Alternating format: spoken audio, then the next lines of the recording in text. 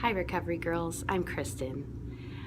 I had an experience a couple days ago where I got really triggered. There was a situation that happened with my husband, and there were some things that happened that were legitimately difficult and hard and painful, and we had some not so positive interactions with each other, but I knew that what was happening inside of me was disproportionate to what had occurred between my husband and I. Like, my emotional reaction was disproportionate.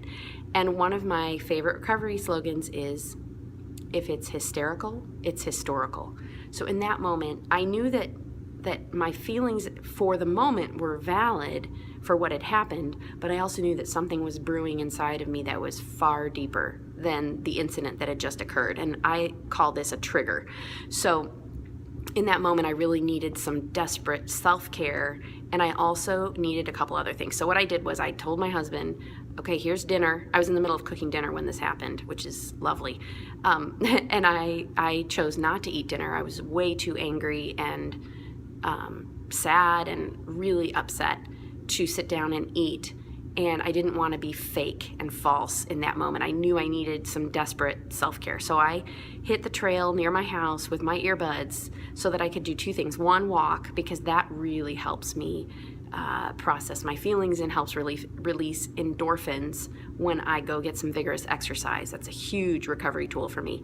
And the other thing was calling. So I called a bunch of my support friends and nobody was available. So I just proceeded to listen to some music that was soothing and calming and empowering to me, and to talk to God about it. I was walking down the trail crying, blubbering in my mind, and probably out loud somewhat too.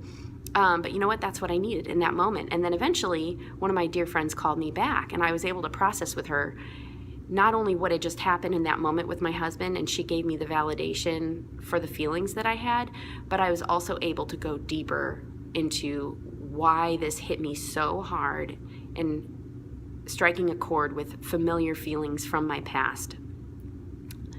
That I had a deeper level of healing that needed to be worked in me. So those recovery tools of being able to connect, being validated, being heard, feeling my feelings, and moving were really great healing responses to being super triggered. Later, when I was calm and I had processed it, like as a, without any filter with somebody else, I was able to go to my husband in a more calm state. And I did cry with him, and I did express how I felt, and he was able to give me some validation and own his part. And we were able to hear and understand each other and connect, which is the whole point of relationships, right? Is connection. And in our deepest, most intimate relationships is usually where we're most triggered, and it's usually where we have the most opportunity for healing. So that's kind of what happened in that moment. I am so thankful I don't have to walk this recovery journey alone. I'm thankful you're on it with me.